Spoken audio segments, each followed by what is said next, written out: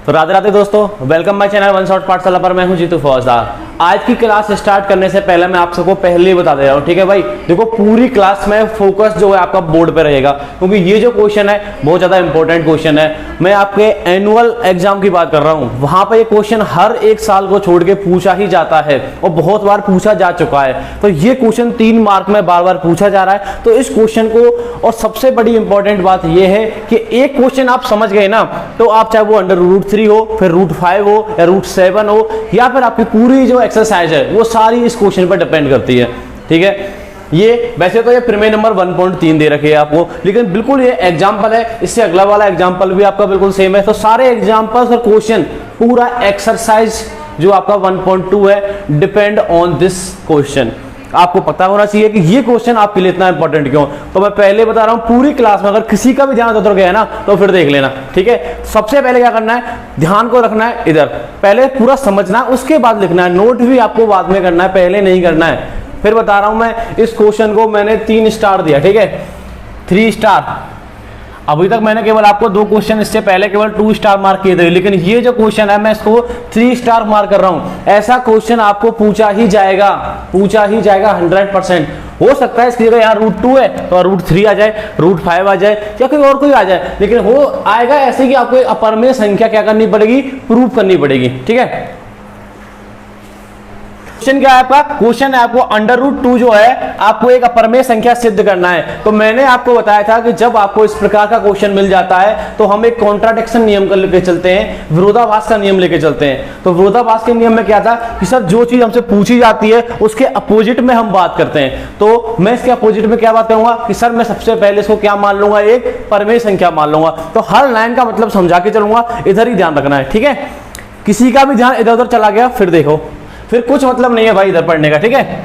सबसे पहले आपको क्या करना है, किसी एक लाइन यहां पे लिख देखो, इधर से स्टार्ट करते हैं, ठीक है। इस वाले क्वेश्चन पे इधर आ जाओ पार्ट पे कि सर मैंने माना अंडर रूट 2 एक परमेय संख्या है। क्या मान लिया, परमेय संख्या मान लिया। क्यों मान लिया, क्योंकि मैंने जब इंट्रोडक्शन पार्ट पढ़ा रहा था तो मैंने आपको बताया था इस प्रकार के क्वेश्चन को सॉल्व करने के लिए विरोधाभास का नियम लगेगा। तो उसी के लिए मैंने इसको क्या मान लिया है, एक परमेय संख्या मान लिया है। अब परमेय संख्या सब जानते होंगे, नहीं जाने क्या भाई, फिर बता देता हूं आपको, एक बार और समझा रहा हूं कि परमेय संख्या वे संख्याएं होती हैं जिन्हें हम p/q अंश बटे हर के रूप में लिख सकते हैं। और वहां पे कंडीशन थी कि सर आपका हर कभी 0 नहीं आएगा, सर आपके p और q जो संख्याएं आप ले रहे हो वो भी आपकी पूर्णांक संख्याएं होंगी। तो इस प्रकार की कंडीशन मैंने आपको वहां बताई थी। तो वही चीज मैं यहां लिखने वाला हूं, अगर मैंने इसको परमेय संख्या माना है तो, ठीक है। तो क्या लिख सकता हूं कि सर अगर रूट 2 जो है, अंडर रूट 2 जो है ये एक परमेय संख्या है, तो मैं इसको क्या लिख सकता हूं कि सर मैं इसको ऐसे लिख सकता हूं। कोई दिक्कत आ रही है क्या भाई, अब बताओ, कोई दिक्कत आई कि सर ऐसे आप इसको आराम से लिख सकते हो, क्योंकि आपने इसको एक परमेय संख्या मान लिया पहले ही, ठीक है। अच्छा, अब जहां मुझे बताओ, अगर ये एक रेशनल नंबर है तो कौन कौन सी कंडीशन है जिनको ये फुलफिल करेगा। कि सर सबसे पहली कंडीशन तो ये होती है कि उसका जो हर होता है, जैसे मैं p/q की बात करता हूं तो q is not equal to 0 होता है। तो सर आप यहां पे लिख लो पहले कि जहां, तो इसमें क्या होगा, हर क्या है b, तो आपका b जो होगा कभी नॉट इक्वल टू 0 आएगा। ये पहली कंडीशन आपने लिख दी, ठीक है, क्योंकि ये चीजें ये फुलफिल करेगा ना भाई। इसको अगर आपने प्रमेय मान लिया तो ये सारी कंडीशन है, अब ये बिल्कुल फुलफिल करेगा आपकी, ठीक है। दूसरी कंडीशन क्या है कि सर आपका a तथा b कोई क्या है, a तथा b क्या है, a तथा b आपके कौन है, a तथा b सर मेरा कोई इंटीजर नंबर होता है उनमें से, ठीक है। ये क्लियर है, ये मैंने आपको डेफिनेशन में बताया था। तो मैं क्या लिख सकता हूं कि सर a तथा b कोई पूर्णांक संख्या है। ये चीज भी लिख दी, ये चीज भी आपको पता थी, ठीक है। ये कंडीशन आपकी 1 हो गई और ये कंडीशन आपकी 2 हो गई। अब कंडीशन हम 3 की बात करेंगे जो सबसे ज्यादा इंपॉर्टेंट है। ये अगर कंडीशन आपने समझ ली तो समझ लो इस क्वेश्चन का आपने मैक्सिमम पार्ट में आपने समझ लिया, ठीक है। मैं इसको क्यों इतना फोकस कर रहा हूं, क्योंकि इसी बात का लास्ट में विरोधाभास होने वाला है, इसी बात का लास्ट में विरोधाभास होने वाला है। इस बात को ध्यान से सुन लेना। अब मुझे इससे पहले मैं आपको एक क्वेश्चन करता हूं। वो क्वेश्चन क्या है कि एक बात बताओ, मैंने आपको एक एग्जांपल दिया था 7√2 और 2√2। ठीक है, ये एक एग्जांपल दिया। अब मैं आपसे सिर्फ इतना पूछ रहा हूं कि इसको परमेय बताओगे, परमेय। तो आप क्या करोगे कि सर सबसे पहले मैं क्या करूंगा कि जो आपने संख्या दी है इसको मैं इसके सिंपल फॉर्म में लेके आऊंगा।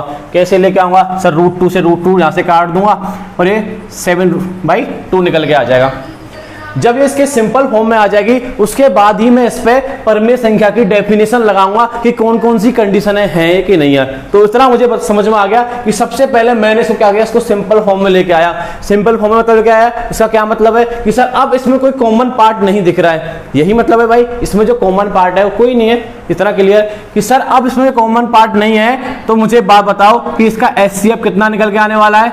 1 निकल के आने वाला है। कितना निकल के आने वाला है? 1 निकल के आने वाला है। थोड़ी देखो चीजों को समझना एक बार, क्योंकि अब इसमें कोई कॉमन नहीं बचा है। कॉमन किसके एक्सेप्ट 1 के अतिरिक्त। 1 के अतिरिक्त इसमें कोई और कॉमन नहीं है। एक तो होगा ही होगा ना भाई, सब में कॉमन होता है एक तो 1 के अतिरिक्त इसमें और कोई कॉमन नहीं है। तो मुझे बताओ, मैं आपने बताया था मैंने आपको कि सर वे संख्याएं जहां पर कॉमन 1 होता है या जिनका HCF 1 होता है, HCF 1 होता है, कॉमन 1 होता है, बात एक ही है भाई, ठीक है, क्योंकि HCF में भी हम कॉमन ही मार्क करते हैं। तो वे संख्याएं कौन सी होती हैं? को प्राइम नंबर्स होती हैं, सहअभाज्य संख्याएं होती हैं। तो संख्याएं कौन सी हो गई? सहअभाज्य, सहअभाज्य संख्या। ठीक है भाई, क्लियर है? अर्थात इसका मतलब ये है कि सर इनका HCF कितना आएगा? 1 आएगा। तो मैं आपको ये समझाना चाह रहा हूं कि सर आप सबसे पहले आपको कोई क्वेश्चन दिया गया और उसमें आपको परमेय और अपरमेय पूछ लिया, तो सबसे पहले उस चीज को आप उसके सिंपलेस्ट फॉर्म में लेके आते हो, फिर उस पर कंडीशन अप्लाई करते हो। अब क्योंकि उसमें कोई कॉमन पार्ट हमें नहीं छोड़ना है, ठीक है, तो मैं सेम टू सेम इस बात को यहां A/B पे अप्लाई कर रहा हूं। क्यों कर रहा हूं? क्योंकि ये भी आपकी परमेय की एक कंडीशन होती है। ठीक है भाई, क्या करूंगा कि सर मैं इसमें ये मान के चलूंगा कि जो मेरा A और B है ना, क्या कोई भी संख्या हो, लेकिन उसको अपने जो सिंपल फॉर्म में होगी उसमें कोई कॉमन पार्ट नहीं होगा एक्सेप्ट 1 के। इतना चीज आपको ध्यान रखना है। अब मैं इसको लिख रहा हूं, ठीक है, कि सर यहां पे क्या है, A तथा B में 1 के अतिरिक्त कोई कॉमन फैक्टर नहीं है या उभयनिष्ठ गुणनखंड नहीं है। दोनों का मतलब एक ही है। इधर देख लो, ठीक है ना, पहले बता रहा हूं, फिर से अगर मिस हो गया फिर दिक्कत आ जाएगी, फिर प्रॉब्लम हो जाएगी। ठीक है, मैं क्या कह रहा हूं, आप समझ के चलो, कंसेप्ट को पकड़ के चलो, बस इतना सा आपको करना है। तो मैं क्या लिखा, A तथा B में 1 के अतिरिक्त और कोई उभयनिष्ठ गुणनखंड नहीं है, मतलब उसका कोई कॉमन फैक्टर नहीं है। उभयनिष्ठ गुणनखंड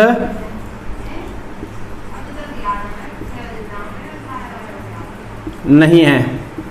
ठीक है, ये चीज मैंने लिख दिया। अब इस चीज को आप ऐसे भी लिख सकते हो कि सर इसका मतलब तो ये हुआ कि मैं डायरेक्ट ऐसे भी लिख सकता हूं कि A और B सहअभाज्य संख्याएं। बिल्कुल लिख सकते हो आप, इतनी बड़ी बात ना लिख के सिंपल सा लिख सकते हो कि सर इनका जो HCF होगा वो भी क्या होगा, 1 निकल के आएगा। मतलब दोनों संख्याओं का HCF कितना निकल के आ रहा है? 1 निकल के आ रहा है। तो मतलब दोनों ही तीनों बातों का एक ही है कि संख्याओं में 1 के अतिरिक्त और कोई गुणनखंड नहीं है, कॉमन फैक्टर नहीं है, या संख्याएं दोनों सहअभाज्य संख्याएं। तो आप ऐसे भी लिख सकते हो कि सर A तथा B आपकी सहअभाज्य संख्याएं हैं, सहअभाज्य संख्याएं। ठीक है भाई, आप कोई सी भी बात इसमें से लिख सकते हो। आपको बुक में आपको ये 2 बातें देखने को मिलेंगी। आपको बुक में ऐसा लिखा हुआ है कि सर A तथा B में 1 के अतिरिक्त और कोई उभयनिष्ठ गुणनखंड नहीं है, अर्थात A और B आपकी सहअभाज्य संख्या है। ऐसे आपको NCERT बुक में देखने को मिलेगा। लेकिन आप ये बात भी जब लिखोगे ना कि सर दोनों संख्याओं का HCF जो है वो 1 है, तो इस बात का मतलब ऑटोमेटिक वही निकल के आने वाला है। ठीक है, इसमें कोई अब दिक्कत है क्या? किसी को कोई समस्या अभी हो तो अभी पूछ लो, ठीक है, दिक्कत नहीं आनी चाहिए। अब देखो इतना चीज हमारा क्लियर हो गया कि सारी कंडीशन मैंने इस पे अप्लाई कर दी है। अब मैंने क्या देखा, इक्वेशन देखी है। इधर ध्यान देख लो भाई, इधर उधर मत देख, ठीक है ना, पहले बता रहा हूं, इधर ध्यान देख ले। जो इधर उधर देख रहा है ना वो बाद में टाइम मिल जाएगा उसका देखने का, लेकिन अगर क्वेश्चन निकल गया तो फिर बाद में प्रॉब्लम होगी, क्योंकि ये क्वेश्चन 3 मार्क में पूछा ही जाएगा। ठीक है, अब क्या है, मैंने देखा ये चीज कि सर मेरे पास इक्वेशन है। अब मैं इस इक्वेशन को सॉल्व करने की कोशिश करूंगा, क्योंकि मैंने इस पर अंडर रूट लगा दिया है, सॉरी चूंकि इसमें क्या है, अंडर रूट लगा हुआ है। तो सबसे पहले क्या करते हैं, क्वेश्चन को सॉल्व करने से पहले हम अंडर रूट को गायब करते हैं। और अंडर रूट गायब करने का सबसे अच्छा तरीका ये है कि दोनों पक्षों में आप क्या कर दो, वर्क कर दो, स्क्वायर कर दो। तो ऐसे लिख सकते हो स्क्वायरिंग बोथ साइड, और हिंदी में लिखोगे कैसे लिख सकते हो, दोनों पक्षों में वर्क करने पर। अरे इधर देख ले भाई, मैं देना वर्क कर दूंगा, ठीक है नहीं, दोनों पक्षों में वर्क करने पर ध्यान जो भटक रहा है ना तेरा आगे पीछे, वो इधर ले आ, क्योंकि क्वेश्चन बहुत ज्यादा उस पर चल रहा है, अपने हाईएस्ट लेवल पर चल रहा है, पीक पर चल रहा है, ठीक है ना। थोड़ा समझ ले यार एक बार, उसके बाद सारी बातें करेंगे, डिस्कस करेंगे। देख अब क्या, दोनों पक्षों में मैंने वर्क कर दिया। वर्क कैसे करूंगा, लो सर वर्क कर दूं। सर आपने किया √2 का स्क्वायर कर दिया इधर, और a/b का भी स्क्वायर आपने कर दिया। अब बताओ मुझे, इसको अगर स्क्वायर खोलोगे, इसके खोलने में कोई दिक्कत है तुम्हें, कोई दिक्कत आ रही है क्या? कि सिंपल सा खोल नहीं सकते हो यार, इससे रूट गायब हो जाएगा, 2 आ जाएगा, और ये आपका a²/b² निकल के आ जाएगा। कोई दिक्कत आई? नहीं आई। इसको आगे सॉल्व करूंगा, मैं क्या करूंगा, इस b² को इधर ले आऊंगा, ये मल्टीप्लाई में आ जाएगा, चूंकि इधर डिवाइड में है, इधर आएगी तो किस में आ जाएगी, मल्टीप्लाई में आ जाएगा, ठीक है। तो ये तो कैलकुलेशन सॉल्व करने का तरीका है, और ये a² उधर ही हो जाएगा।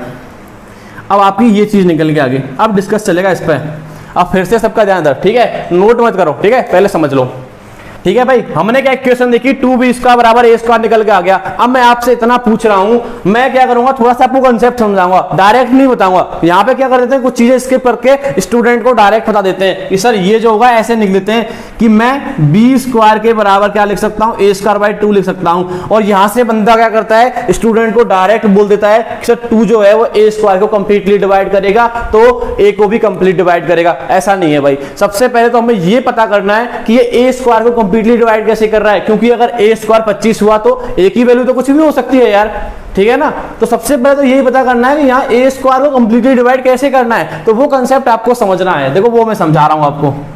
आप इधर देखो, ये 2b² लिखा हुआ है ना। अब इस 2b² को मैं ऐसे लिख सकता हूं, 2 × b²। इसका मतलब ये है कि b को यहाँ पे जब इंटीजर है, तो मुझे एक बात बताओ कि यहाँ पे कोई भी वैल्यू हो b² की, उससे कोई फर्क नहीं पड़ता, क्योंकि उसमें 2 का मल्टीप्लाई तो तब भी होगा कि नहीं होगा। अगर उसमें 2 का मल्टीप्लाई होगा तो वो संख्या 2 से डिवाइड होगी कि नहीं होगी, कि सर अगर 2 से मल्टीप्लाई हो रहा है तो आराम से उस संख्या को मैं 2 से डिवाइड कर सकता हूं, और वो 2 से कंप्लीटली डिवाइड भी होगी कि नहीं होगी। तो ये बात तो सर सही कह रहे हो आप। तो ठीक है, इधर आ जाओ। 2b² मुझे पता चल गया है कि 2 से कंप्लीटली डिवाइड है, तो मुझे एक बात बताओ 2b² किसके बराबर है, सर 2b² आपका a² के बराबर है। अब बताओ कि 2b² की जो वैल्यू निकल के आएगी वही a² की वैल्यू भी निकल के आएगी। तो भाई अगर इसमें 2 का भाग चला जाता है तो इसमें 2 का भाग जाएगा कि नहीं जाएगा, जाना चाहिए ना, तो जाएगा। तो इसलिए ही हम कह देते हैं कि सर a² जो है वो 2 से कंप्लीटली डिवाइड है, ठीक है। तो थोड़ा सा समझना था, इसको स्किप नहीं करना था इन बातों को, ठीक है। तो अब मैं क्या लिखूंगा, अब मुझे इतना पता चल गया कि सर 2b² है। इस जो मैंने अब तक तुम्हें समझाया था ना, उस बात को मैं अब यहाँ पे लिखने जा रहा हूं, तो उस चीज को थोड़ा ध्यान से देख लो। तो मैं ये कह सकता हूं सर, चूंकि 2b² जो है आपका 2 से पूर्णतः या कंप्लीटली, ठीक है, बात एक ही है यार, हिंदी इंग्लिश, पूर्णतः विभाजित होता है, विभाजित होता है। ये क्लियर है, इतना मैंने समझा दिया। अगर इतना समझ में आ गया तो आप कह सकते हो सर 2b² a² के बराबर है, तो सर a² भी आपका 2 से कंप्लीटली डिवाइड होगा ही होगा, ठीक है। तो इस बात को मैं अब यहां पर लिख देता हूं कि सर, तो फिर ये बात मैं बोल सकता हूं आराम से कि a² भी क्या होगा, कि सर a² भी 2 से पूर्णतः विभाजित होगा, मतलब कंप्लीटली डिवाइड होगा, ठीक है, पूर्णतः विभाजित होगा, ठीक है भाई। इतनी चीज आपने लिख दिया।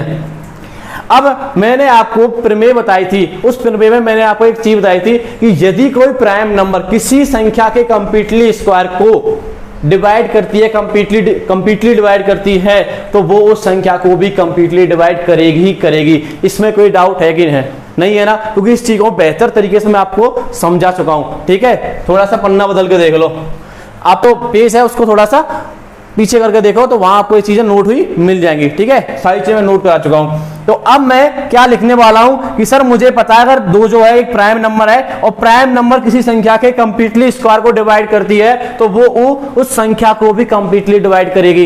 इतना समझ में आ गया भाई, ठीक है। अब मैं इसको भी लिख देता हूं कि सर इतना हो गया कि अतः a भी 2 से पूर्णतः विभाजित होगी। यहां तक कोई दिक्कत है तो अभी बता दो, क्योंकि ये क्वेश्चन मैं आपको फिर याद दिला देता हूं, बहुत ज्यादा इंपॉर्टेंट है आपके एग्जाम दृष्टि से। ठीक है भाई, सारे ध्यान इधर दे लो, इधर उधर मत देखो यार। ठीक है, मैं समझ रहा हूं तुम्हारी भावनाएं। तो अब देखो, मैंने आपको क्या बताया है कि सर 2b² है, ये मैंने समझा दिया 2 से कैसे विभाजित है, तो मैंने इस लाइन को यहां लिख दिया। और तो मैंने बताया कि ये इसके वैल्यू के बराबर है a² के, तो ये भी आराम से 2 से कंप्लीटली डिवाइड होगा। तो भाई मैंने इस बात को भी यहां आराम से लिख दिया। फिर मैंने आपको एक प्रमेय पढ़ाई थी, उस प्रमेय में मैंने बताया था कि यदि किसी प्राइम नंबर से किसी संख्या का कंप्लीट स्क्वायर कंप्लीटली डिवाइड होता है तो वो उस संख्या को भी कंप्लीटली डिवाइड करेगी कि नहीं करेगी? बिल्कुल करेगी। ठीक है, तो मैंने उस चीज को यहां पे लिख दिया है। अब तक कोई समस्या आई है क्या? नहीं आई? तो आगे बढ़ते हैं। अब बताओ, मैं इस लेन को देखो, ये वाली जो मैंने लास्ट में स्टेटमेंट लिखा है ना, इसको मैं अब लिखने जा रहा हूं एक और तरीका से। कैसे लिखूंगा कि सर मुझे पता है कि ए जो है वो 2 से पूर्णतः विभाजित होती है, तो मैं ऐसा नहीं लिख सकता क्या कि सर ए बराबर क्या लिख दूंगा मैं यहां पर? ध्यान देखना, 2 और मैंने एक वेरिएबल ले लिया C1। फिलहाल आपको बात करनी है इस लाइन पर। ये लाइन समझना बहुत जरूरी है। क्यों? कि सर अब इस लाइन का और इस लाइन का मतलब क्या है? देखो, दोनों का सेम ही मतलब है। क्या है कि यहां पे क्या कहना चाह रहा है कि सर कोई A है और वो उसमें बराबर है 2C1 के। ठीक है, 2C1 के बराबर है। सर C1 में अगर 2 का मल्टीप्लाई हो रहा है तो ये जो संख्या है कहीं ना कहीं इससे 2 से डिवाइड है और इसकी वैल्यू A के बराबर है। यही मतलब है ना इस बात का। ठीक है भाई, तो मुझे एक बात बताओ कि इसका मतलब जो है तो यही सेम बात नहीं होगी क्या कि सर A जो है 2 से पूर्णतः विभाजित होगी? यहाँ C1 कुछ भी हो सकता है। आपने वेरिएबल आपने क्यों लिया है? क्योंकि जो वैल्यू है ना A की वो कुछ भी हो सकती है। हो सकता है वो वैल्यू वो 10 निकल के आए, तो जहां पर C1 5 का काम करेगा। ठीक है, हो सकता है ये वैल्यू जो निकल के आए 20 निकल के आए, तो 2 तो सेम रहेगा। तो 20 है तो C1 क्या होगा? 10 हो जाएगा। तो यही चीज मैं आपको समझाना चाह रहा हूं कि इसका मतलब यही है कि सर जो वैल्यू निकल के आ रही है वो A से कंप्लीटली 2 से कंप्लीटली डिवाइड होगी ही होगी। इस बात को मैंने बस मैथमेटिकल फॉर्म में लिख दिया है। और जहां मैंने C1 को क्या ले लिया है? कोई पूर्णांक ले लिया। ठीक है, C1 कोई क्या है? कोई पूर्णांक है, कोई पूर्णांक संख्या है। क्लियर है? अब तक कोई बात आप में दिक्कत आई? बताओ। ठीक है, अब देखो, एक ये हो गया। इसको मैंने आपका समीकरण नंबर क्या ले लिया? 1 ले लिया। यहां पर समीकरण नंबर 1 लिख लो और इस चीज को मैंने मान लिया समीकरण नंबर 2। ये समझ लो, अगर यहां तक समझ में आ गया कि सर आपका अब तक का 70 से 80% इस क्वेश्चन का काम हो चुका है। क्योंकि आगे जो हम करेंगे ना, सेम टू सेम ऐसा कि ऐसा पार्ट अब इधर करने वाले हैं। ठीक है, उसमें अगर ये समझ में आ गया तो ये भी बिल्कुल सेम टू सेम ही है। कुछ देखो आगे क्या करने वाले हैं। इस समीकरण 2 से वैल्यू जो एक ही निकल के आई है, मैं उस समीकरण 1 में उसकी वैल्यू रखने वाला हूं। कैसे रखूंगा कि सर समीकरण 1 में क्या रखूंगा? सर A बराबर मैं 2C1 रख रहा हूं। ठीक है, A बराबर 2C1 रखने पर, इसकी वैल्यू पुट करने पर। ठीक है भाई, करो पुट कर दो। देखो, ये आपका समीकरण नंबर 1 है और ये समीकरण नंबर 2 है, तो यहां से एक ही वैल्यू निकालेंगे और यहां पर रख देंगे। ठीक है भाई, पुट कर दो। तो मैं यहां पर 2b² को 2b² लिखूंगा, लिख दो। ये कितना है? A²। एक ही जगह क्या रखूंगा? 2C1। तो यहां पर लिख रहा हूं मैं 2C1 का स्क्वायर, क्योंकि यहां पे A² है तो यहां पर मैंने स्क्वायर लगा दिया। अब इसको मैं सॉल्व कर रहा हूं, तो इसको सॉल्व कर लो। इसको सॉल्व करने में भी दिक्कत आ रही है क्या? इसको 4C1² नहीं लिख सकता क्या मैं आराम से? ठीक है भाई, अब मैं इसको आराम से 2 से कट कर दिया, तो ये आपका बचेगा ओनली B² बच जाएगा और इधर बच जाएगा 2C1 का स्क्वायर। ठीक है, अब ये चीज आगे आपके थोड़ी यहां समझने की, ये वाली चीज। ठीक है, B² बराबर 2C1 का स्क्वायर निकल के आ गया है। क्लियर है? अब मुझे बात बताओ कि ये देखो, ऐसी कोई ना कोई वैल्यू आपको निकल के आ गई है। ये चीज 3 चीजें आपकी समझ में आ गई होंगी ना, तो ये भी आपको सेम टू सेम लिखना है। कैसे लिखना है कि सर 2C1² मैं आराम से कह सकता हूं 2 का मल्टीप्लाई हो रहा है, तो आराम से ये जो वैल्यू है 2C1 की कुछ भी निकल के आए, ये आपकी 2 से डिवाइड होगी। क्लियर है भाई? ठीक है, अगर मैं यही बात लिख दूं ऐसे कि सर चूंकि आपका 2C1² 2 से पूर्णतः विभाजित होता है, पूर्णतः विभाजित होता है, तो ठीक है, कैसे विभाजित होगा ये तो क्लियर करने की बात है, ये तो क्लियर ही है ना, कैसे विभाजित होगा, कैसे कंप्लीटली डिवाइड है, क्योंकि 2 का मल्टीप्लाई हो रहा है यार, ठीक है ना, इतना तो समझो।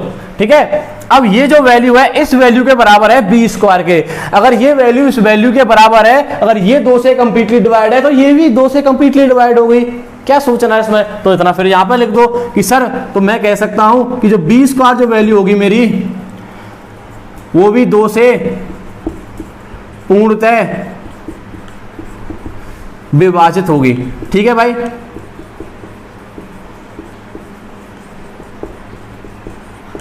फिर बात वहीं पहुंच गए हमने, सर अब वही निकल के आ गया सर एक प्राइम नंबर है, दूसरा किसी संख्या का परफेक्ट स्क्वायर है, इतना वही बात पहुंच के जहां से स्टार्ट किया था कि सर अगर ऐसा होता है तो मैं ये कह सकता हूं कि वो संख्या उस प्राइम नंबर से भी कंप्लीटली डिवाइड होगी। अगर इसका स्क्वायर इस प्राइम नंबर से कंप्लीटली डिवाइड होता है तो इसकी संख्या जिसका ये स्क्वायर है वो भी कंप्लीटली डिवाइड होगा ही होगा। ठीक है भाई, तो इस चीज को मैं फिर से लिख रहा हूं कि सर अतः मैं ये कह सकता हूं कि जो बी जो है ये b का स्क्वायर है ना, तो b भी क्या होगी आपकी 2 से पूर्णतः विभाजित होगी। यार अब तो समझ में आ गई होगी।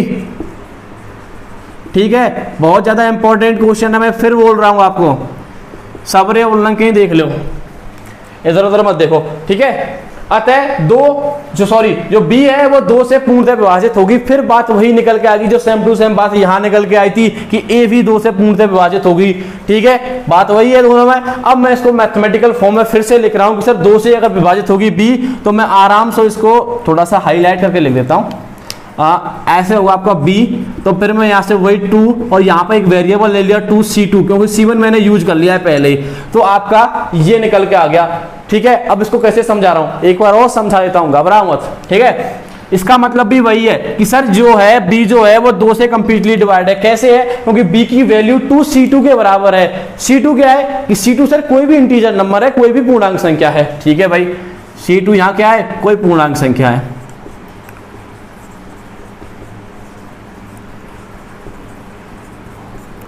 ठीक है, अगर इसकी वैल्यू इसके साथ 2 का मल्टीप्लाई कर दिया जाता है तो वो जो होगी 2 से कंप्लीटली डिवाइड होगी, और ये जो वैल्यू है ये b के बराबर है, तो वही वैल्यू क्या होगी 2 से भी कंप्लीटली डिवाइड होगी। तो ठीक है, इसका मतलब ये हुआ जो b जो है वो 2 से कंप्लीटली डिवाइड है। होगा कि नहीं हुआ कि ये जो लाइन मैंने ऊपर लिखी है इसका मतलब सेम टू सेम यही निकल के आ रहा है ना, यही निकल के आ रहा है ना। तो मैंने इसको समीकरण नंबर क्या दे दिया, 3 दे दिया। 3 है ना भाई, 1 2 और 3 हो गया हमारा समीकरण नंबर 3। अब मैं आपसे एक बात पूछूंगा, आप खुद बोलोगे। ठीक है, अब क्वेश्चन सॉल्व हो चुका है 90%, अब आप खुद इसको सॉल्व करोगे कि सर आपने मुझे ये वाला समीकरण देख के और ये वाला समीकरण देख के a की वैल्यू और b की वैल्यू निकल के आ गई है। ठीक है, a की वैल्यू निकल के आई है 2c1 और b की वैल्यू निकल के आई है 2c2।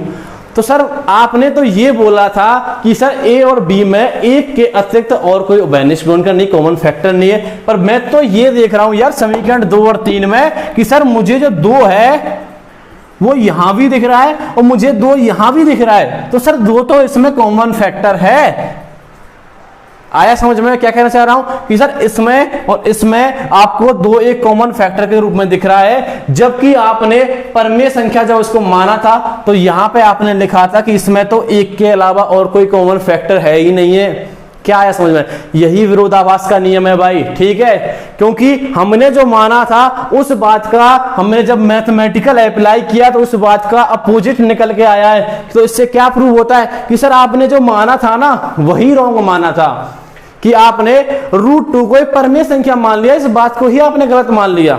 ठीक है, ये बात आपकी गलत है कि ये परमेय संख्या है। क्यों गलत है, क्योंकि ये रियल में तो आपकी परमेय संख्या है ना भाई, तो ऑटोमेटिक ये चीज प्रूव हो जाती है। अगर परमेय नहीं है तो क्या होगी, अपरमेय होगी, क्योंकि हमने जो माना था उसके अपोजिट में बात निकल के आ रही है। तो अब मैं क्या कहूंगा कि सर समीकरण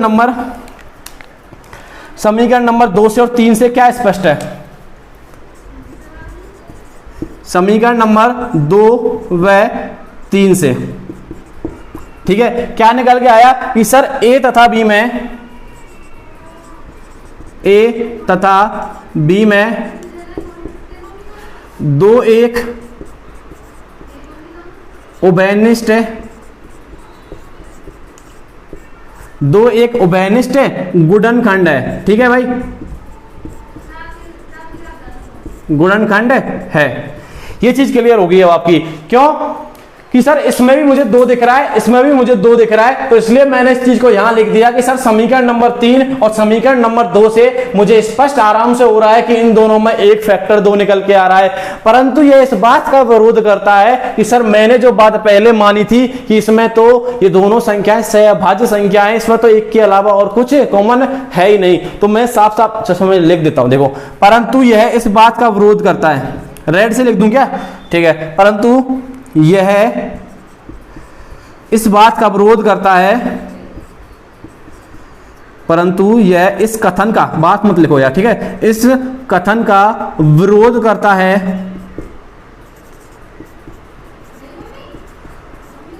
है कि ए तथा बी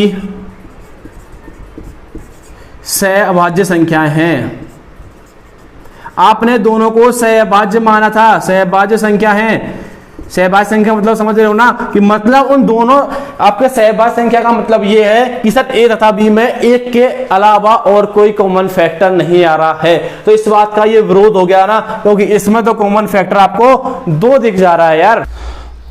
हाँ, तो देखो हमारा जो मेन कंसेप्ट था वो हमें यहां तक हम पहुंच चुके हैं। मैंने आपको बता दिया है कि सर जो हमने जो माना था कि ए और बी में एक के अतिरिक्त और कोई कॉमन फैक्टर नहीं है, लेकिन जब मैंने उस पर मैथमेटिकल अप्लाई की तो मुझे वहां से क्या मिला कि सर मैंने समीकरण 2 और 3 से, समीकरण 2 और समीकरण 3 से जब मैं दोनों को देखा तो मेरे दिमाग में एक चीज आई, सर इसमें भी 2 कॉमन है और इसमें भी 2 है, तो मैं इन दोनों में मुझे ये दिख रहा है कि सर समीकरण 2 और 3 से मैं ये कह सकता हूं कि सर ए में और बी में क्या है कि 2 एक कॉमन फैक्टर है, और यह इस बात का विरोध करता है कि जो हमने पहले जो बात मानी थी परमेय संख्या के लिए, ठीक है, तो मैंने इसको लिख दिया कि परंतु यह इस कथन इस बात का विरोध करता है कि ए और बी सहअभाज्य संख्या है। बात मतलब एक ही है, सहअभाज्य का मतलब भी समझ गए, ठीक है, लेकिन हमें यह विरोधाभास क्यों मिला, क्योंकि हमने क्या किया कि इसको एक परमेय संख्या मान के एक गलती कर दी थी भाई, गलत कल्पना की थी इसको, क्योंकि है तो यह परमेय संख्या। जब हमने गलत कल्पना की तभी तो हमें विरोध मिला, इसका अपोजिट में हमें एक बात मिली,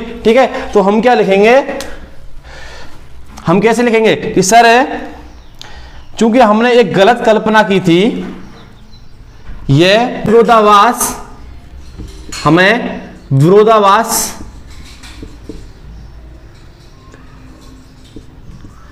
विरोधाभास पास इस कारण प्राप्त हुआ है, इस कारण प्राप्त हुआ है क्योंकि हमने एक गलत कल्पना की, क्योंकि हमने एक गलत कल्पना, हमने इमेजिनरी गलत कर लिया था, इसको मान गलत लिया था कि सर हमने इसको एक परमेय संख्या मान लिया, तो वही चीज का अपोजिट में बात निकल के आई है, तो वही लिख रहे हैं कि सर हमने एक गलत कल्पना कर ली थी, ठीक है, क्या की थी बताओ कि सर √2 एक परमेय संख्या है, ठीक है, कि √2 एक परमेय संख्या है, ठीक है भाई, परमेय संख्या है। ये चीज हमने क्या की कि सर हमने इसको जो सोचा था कि ये संख्या जो है एक परमेय संख्या है, लेकिन ये बात हमने क्या कर लिया, सिर्फ हमने गलत सोचा था।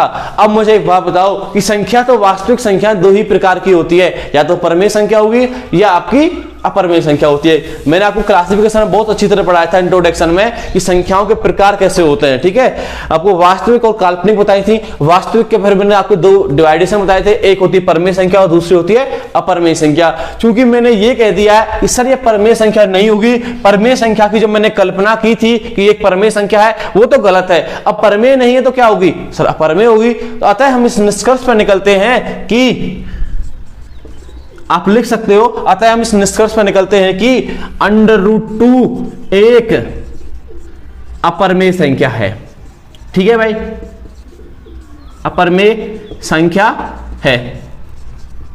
यहां तक कोई डाउट है किसी को?